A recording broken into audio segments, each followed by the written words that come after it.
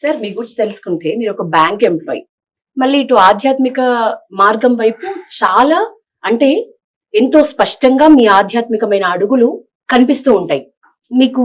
అంటే ఇంత వైవిధ్యం ఒక గురు స్థానంలో లేకపోతే ఒక స్వామీజీ స్థానంలో కూర్చోబెట్టే వాళ్ళల్లో మేమైతే చూడము.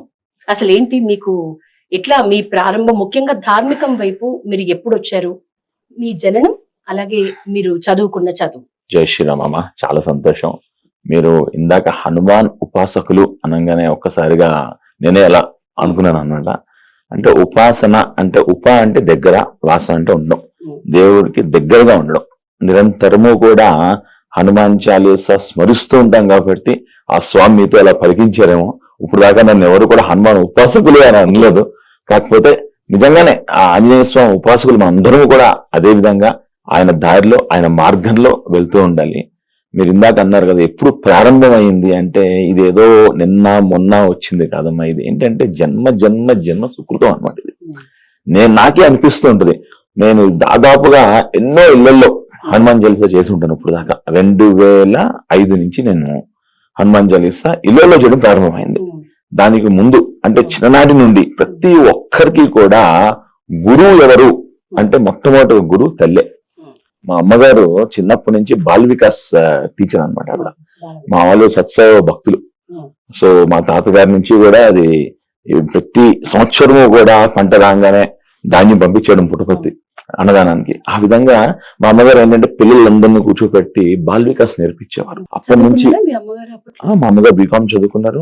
మా దగ్గర దాదాపుగా ఒక 20-30 మంది పిల్లలకి ఆవిడ సనాతన ధర్మం గురించి చెప్పేవారు అనమాట. బాల్ వికాస్ లో ఏంటంటే పద్యాలు, స్వామి కంజీరా కొట్టడము, పాటలు పాడడము, కీర్తనలు ఇవన్నీ కూడా నేర్పిస్తూ ఉండేవారు అమ్మగారు. మన మల్కాజ్గిరి ఇంటి దగ్గర అంతేనండి. సో ఆ విధంగా నేర్చుకుంటూ ఉండేవాళ్ళం.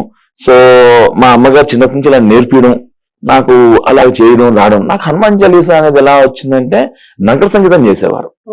సమ్మర్ లో ప్రతిసారి కూడా నగర సంగీతం అంటే భజన చేసుకుంటూ నగరం అంతా తిరిగేవారు అనమాట. తిరిగి లోపల రాగానే హనుమాన్ చాలీసా చదివారు ఒకసారి. నాకు అస్సలు వచ్చేది కాదు.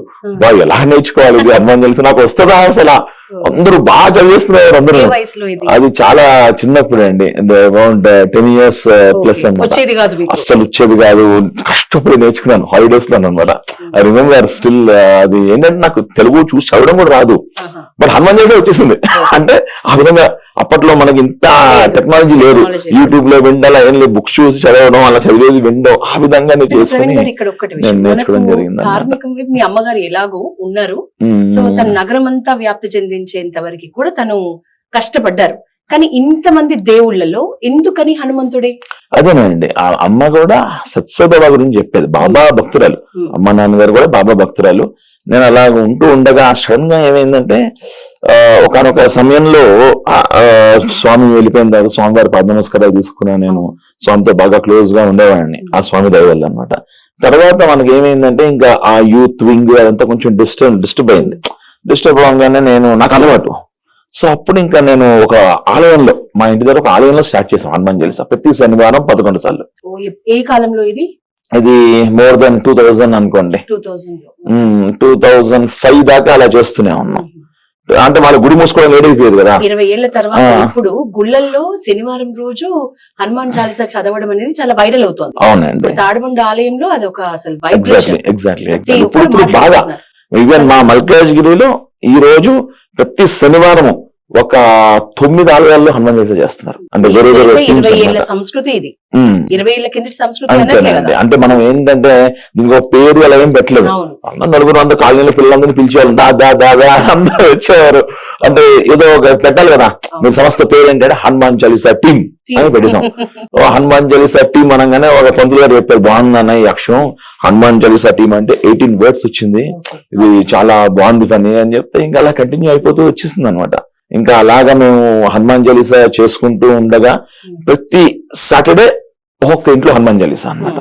అలా స్టార్ట్ చేయగానే ఒక 6 months దాకా అనిల్ అయిపోయింది. ఏం చేస్తారు పని గారు అంటే, ఒక ఇంట్లో హనుమాన్ చాలీసా ఈ రోజు మీరు కార్యక్రమం పెట్టుకుంటారు, అంతే. అక్కడికి వెళ్ళి ఏం చేస్తారు? ఆ చుట్టుపక్కల వాళ్ళందరినీ గ్యాదర్ చేసి వాళ్ళ ఇంట్లో వాళ్ళందరూ పిలుస్తారు, మనం వెళ్తాం, హనుమంతుడు పట్టం అది పెట్టి హనుమాన్ చాలీసా పారాయణం చేస్తాం 11 సార్లు చేసేసి 11 సార్లు చేసేసి 2-3 పాటలు పాడి రామనామం అది చేసుకుని ప్రసాదం స్వీకరించి వెళ్ళిపోతాం అనమాట. అంటే వీకెండ్ అనగానే ఏదో జనాలు ఎటు వెళ్ళిపోతారు కదా, మనం కాపాడాలి, వాళ్ళు ఎటు పంపకూడదు, అందరికీ కూడా ఒక ప్రోగ్రామ్ లాగా ఉండాలి అనేసి మనం ఇలా స్టార్ట్ చేయడం జరిగింది. అలా చేయగా నాకు చిన్నప్పటి నుంచి అలవాటు ఏంటంటే ఈ ఆర్ఫన్ స్కూల్స్ కి వెళ్ళడము ఇవన్నీ అలవాటు. అంటే సత్సవ దాంట్లో బాగా చేసేవాళ్ళము. ఆ విధంగా నేను ఇక్కడ స్టార్ట్ చేస్తాను అనమాట. అంటే ఇయర్లీ వన్స్ మనం ఓల్డ్ ఏజ్ హోమ్ కి వెళ్తాము. ఇప్పుడు మదర్స్ డే రీసెంట్ గా అయింది కదా, ఆ రోజు అంటే దాదాపు 16 సంవత్సరాలకు ఒకటే ఓల్డ్ ఏజ్ హోమ్ అనమాట. వాళ్ళకి ఏంటంటే వాళ్ళు మేము వస్తున్నామంటే ఆనందపడిపోతూ ఉంటారు. వాళ్ళకి ఫ్రూట్స్ ఇచ్చి వాళ్ళతో మాట్లాడి వాళ్ళకి సినిమా పాటలు పాడి, అంటే మాట్లాడే వాళ్ళు లేక వాళ్ళు చాలా బాధపడిపోతూ ఉంటారు అనమాట. సో ఆ విధంగా అదే విధంగా ఫ్రెండ్షిప్ డే వస్తుంది. ఇప్పుడు first Sunday off August every year మనం బేగంపేట్ బ్లైండ్ స్కూల్లో అక్కడ హనుమాన్ చాలీసా చేసి బ్రెయిలీలో హనుమాన్ చాలీసా వేయించి నేర్పించాం వాళ్ళకి. బ్రెయిలీ లిపిలో హనుమాన్ చాలీసా వేయించాం, గోవిందనామాలు వేయించాం, నేర్పించాం కూడాను. దానివల్ల ఆ ఇన్స్టిట్యూట్ వాళ్ళు కూడా చెప్పడం అనమాట, పిల్లల్లో ఒక మేధస్సు, ఒక ఏకాగ్రత, కాన్సన్ట్రేషన్ అనేవి బాగా పెరిగినాయి పని. ఇది చాలా బాగుంది, మీరు ఎవ్రీ ఇయర్ చేస్తే బాగుంటుంది అన్నట్టుగా మేము ఎవ్రీ ఇయర్ అక్కడ చేయడం జరుగుతుంది అనమాట. దాదాపు 450 మంది బ్లైండ్ విద్యార్థులు ఉంటారు. వాళ్ళ దగ్గర మేము నేర్చుకుంటాం. దాదాపుగా మా టీం అంటూ ఉండదండి, చాలా మంది ఉంటూ ఉంటారు. ఎందుకంటే దాదాపుగా నేను 2000 ప్లేస్లలో చేస్తుంటాను హనుమాన్ చాలీసా ఇన్ని సంవత్సరాల్లో. సో కుదిరినప్పుడు వస్తూ ఉంటారు భక్తులు, కుదిరినప్పుడు వాళ్ళు, కాకపోతే అట్లీస్ట్ వాళ్ళు మెసేజ్ చూస్తారు, రావాలి అనే తపన. అంటే ఎలా ఉంటుందంటే చాలా మంది ఉద్యోగరీత్యా స్టేట్స్ వెళ్ళిపోవడము, కొంతమంది ఇక్కడ ఉండడము, అలాగా రకరకాలుగా టీం వాళ్ళు ఉంటూ ఉంటారు అనమాట. మనం ఎవరిని ఏమి అనడానికి లేదు, ఇది ఎంత వాలంటరీ కాబట్టి. ఒకటి మాత్రం నేను అనుకున్నాను, ఎప్పుడు కూడా డబ్బు ప్రస్తావన రాకూడదు. అది మాత్రం నేను మీరు పాటిస్తున్న నియమం అంతే. డబ్బు అనేది ఎప్పుడైతే వచ్చిందో ముందు కూర్చోవాలి, వెనక్కి కూర్చోవాలి, ఉన్నవాళ్ళు లేని అటువంటి ఏ ఉండకూడదు అనమాట. హనుమాన్ చాలీసా అంటే హనుమాన్ చాలీసా అంతే అంతే అంతే. కాకపోతే ఏంటంటే ఈ సేవలు చేస్తూ ఉంటాం కదా, ఈ ఓల్డ్ ఏజ్ హోమ్ లోనో దానికి ఫుడ్ అది కావాల్సి వస్తుంది. సో మనకి ఎలా ఉంటుందంటే, చిన్న పిల్లడు మన దగ్గర ఒక అబ్బాయి ఉన్నాడు సూరజ్ అనేసి, ఆ అబ్బాయి 6th 5th క్లాస్ నుంచి మన Hanuman Chalisa team. First job రాగానే ఫోన్ చేస్తారు, నా ఫస్ట్ జాబ్ వచ్చింది, ఏం చేయాలి, అరే ఫస్ట్ మీ పేరెంట్స్ బట్టలు కొనరా అన్న చేస్తాను. అదంతా కాదు, నెక్స్ట్ ఏం చేయాలి చెప్పు, ఏదో ఒకటి చెప్పు నేను చేస్తా. అంటే మనం కూడా, నువ్వు రెగ్యులర్ గా రావట్లేదు హనుమాన్ చాలీసాకి, ఫస్ట్ 3 weeks రా, నేను అప్పుడు చెప్తాను ఏం చేయాలి. సో ఆ విధంగా వచ్చిన తర్వాత అప్పుడు మనం చెప్తాం, ఈసారి నీకు ఛాన్స్ ఇస్తున్నా ఈ బ్లైండ్ స్కూల్ ఇవ్వడానికి. అంటే వాళ్ళకి చిన్నప్పటి నుంచి వాళ్ళు చూసి చెయ్యాలని తప్పనమాట. అంటే ఈ రోజు యువత ఎలా ఉన్నారంటే, వాళ్ళకి నువ్వే లీడర్ రా, నువ్వు చెయ్యాలి అని చెప్తే చాలా వాళ్ళు చేసేస్తారు అనమాట. అది చాలా ఉపయోగం. అంటే యువత ఎక్కువగా హనుమంతుని భక్తులే ఉన్నారు. ఎంత గాఢంగా ఇష్టపడుతున్నారు ఆ దైవాన్ని అని అంటే, ఇప్పుడు తాడుబండి ఒక పెద్ద ఎగ్జాంపుల్ మనకి. అసలు ఈ మధ్య కాలంలో ఆ టెంపుల్లో, ఆలయంలో నిలబడడానికి చోటు ఉండట్లేదు.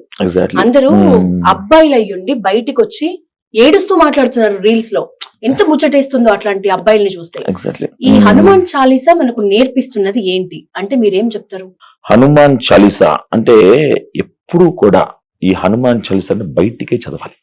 ఆయన వాయుస్తుడు అనమాట, వాయువుకి పుట్టినారు కాబట్టి ఈ కలుషితమైన వాయువు కూడా పవిత్రం అయిపోయేది ఈ హనుమాన్ చాలీసా. మనం ఎప్పుడైతే ప్రవచనం బయటికి చదువుతూ ఉంటే, ఇంకా మీకు మెట్రోలో వెళ్తున్నారు బయట పక్కలే అనుకుంటారు చదువుకోండి, అలా కాదు. కానీ సాధ్యమైనంత బయటికి చదివితే ఎలా ఉంటుందంటే, ఈ కలుషితమైన వాయువు కూడా ప్యూరిఫై అయ్యే శక్తి ఈ హనుమాన్ చాలీసాకు ఉంటుంది అనమాట. కాబట్టి మనం వాయువు ఉన్నంత కాలమే మనం ఉంటాం, వాయువు లేకపోతే దీన్ని దేహం అనరు, సేవ అంటారు. కాబట్టి చివరి దాకా మనం హనుమాన్ చాలీసా అనేది పఠిస్తూ ఉండాలి. ఎప్పుడైతే మనం పఠిస్తూ ఉంటామో ఆ పాజిటివ్ ఎనర్జీ అనేది ఒక ఎరా మన చుట్టూ వచ్చేస్తూ ఉంటుంది అనమాట. ఎదుటి మనిషి అబద్ధమాడడానికి కూడా భయపడతారు. హనుమాన్ చాలీసా చాలా ఇందా అన్నారు హనుమాన్ ఉపాసకులు అనేసి. హనుమాన్ ఉపాసకులు అనేది చాలా పెద్ద ఇదనమాట. ఆంజనేయ స్వామి అంటే మామూలు కాదండి. ఎత్ర రఘునాథ కీర్తనం తత్ర కృతమస్తుతాంజలిం. ఎక్కడ రామనామం పలుకుతారో అక్కడక్కడ ఆంజనేయ స్వామి ఉంటారు. ఎలా ఉంటారు? భాష్మవారి పరిపూర్ణలోచనం, మహానుభావుడు ఆనంద భాష పాలతలా చూస్తూ ఉంటారు అనమాట. ఎన్నోసార్లు అనుభవం అనమాట. ఎప్పుడైతే 108 సార్లు చేస్తూ వెళ్ళిపోతూ ఉంటామో మనకు తెలియని వైబ్రేషన్, ఎప్పుడంటే అసలు ఎనర్జీ తగ్గడం ఉండదు. చదువుతూ ఉంటే మనలో ఆ శక్తి వచ్చేస్తూ ఉంటుంది అనమాట. హనుమాన్ చాలీసా అని చదువుతూ ఉంటాను 108 సార్లు లాస్ట్ లో దండకం అయితే ఇంక చెప్పక్కర్లేదు స్వామి, అలా పలికిచ్చేస్తూ ఉంటారు. అంటే మనకి భావం చాలా ముఖ్యం. మనం ఎంత రాగయుక్తంగా పాడుతున్నాం అనేది కాదు, ఎంత భావంతో ఎంత భక్తితో మనం చేస్తున్నాం అనేది చాలా చాలా అవసరం ఆంజనేయ స్వామి. మీరు చెప్తుంటేనే మీకెంత భక్తి ఉందనేది కొంతవరకు మాకు అర్థమవుతుంది.